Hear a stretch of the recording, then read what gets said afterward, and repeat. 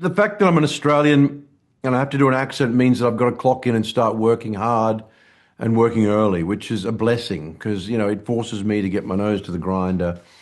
I mean, you find character through accent as well. I loved it. Yeah, well, that's the point of doing it as well. That's kind of what tripped me over the line to say, okay, let's do this. Um, with this one, I was very methodical, brick by brick. I decided early on that prosthetics were not really going to be an option, because of just time frame and time on screen in 6 months, say, as opposed to a movie. And then also that it kind of worked out to the best because I didn't want it to be, I like creating a flesh version of the man because I thought the audience would be able to, get inside it a bit more and bring it more to life if we could achieve that rather than watching somebody give a performance. So once I established that, it was then a matter of, okay, I need to eat and put on some weight.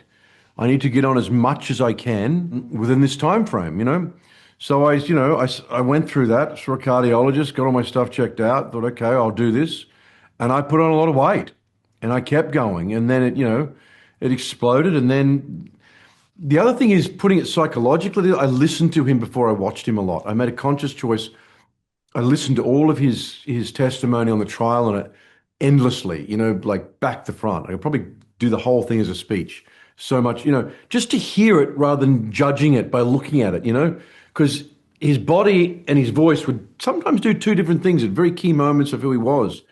And then I put together the physicality, and then, the lenses came in, the wig came on, and then it was just, getting after it with someone like Patricia and Will and Johnny and the other actors. They put together an incredible cast.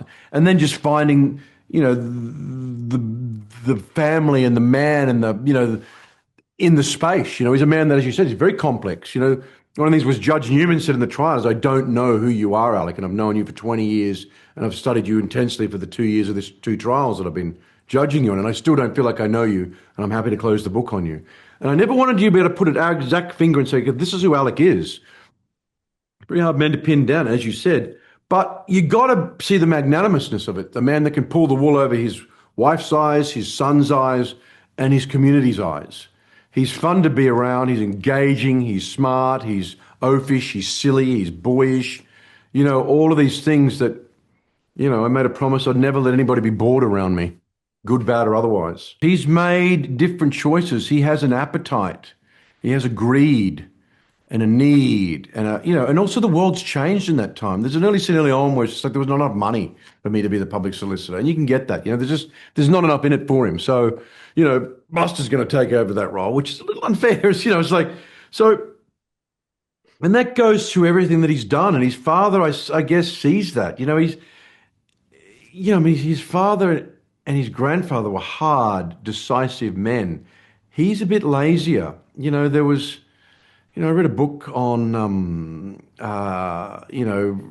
children of, immature, emotionally immature parents, because I think Paul, Alec being the emotionally immature parent here, and he had certain behavioral things, but he wasn't as tough as his father. He wasn't as clean cut and as mean as his father. He was a bit softer and, which led to some of the insane things that he did at the murder. You don't find the weapon, but he threw his phone just out the window, or Maggie's phone just out, that they traced back. And yet he knew that these things would come up in trial because this is what he does for a living. Breaks down the satellite stuff and all that. So there was just these things these incompatibilities in him that just, I guess his father saw, that then he takes Paw and tries to give him more alcohol when they go to the Bahamas after his son's been drinking and done the boat thing, even though he's feeling angry that Paw Paw's put him in this situation. There's a big victim in Alec, and I worked hard to cultivate my own feeling of victimhood, when shooting that, so I could take them to the Bahamas and feel that they weren't being generous. You got to be, those lines that I said to him at the table, you can't just fucking enjoy yourself, Bo. You got to ruin it for everybody. You see, and through that, you're trying to demonstrate how a man got to where he gets to. And you need it. You really need it. You also need an actress or an actor that it's like, let's not apologize or let's not talk ourselves. Let's just do it, And let's also just find it. And we will have parts we will fall on our face and we will make mistakes. But you're just after it. And we had a great thing. We built our relationship quite organically, in between on the set and during these scenes that we shot. And also, she's a pleasure to watch up close. You feel as an actor what the screen is getting. It's right there. She's alive. She's very much alive. If you push, you'll get a reaction. If you hit that button, that's going to go off. If I come there, and she's also, she was wonderful. She was just right from the outset, which also led to the ability just to shrug it off when it was done a bit, as much as we could, to not carry it around before and after, but just to save it for the here and now. Because everybody comes at it, I mean, we all sit in hindsight, this monster, this horrible bad person that you're playing, this thing and all that, but like that's hindsight.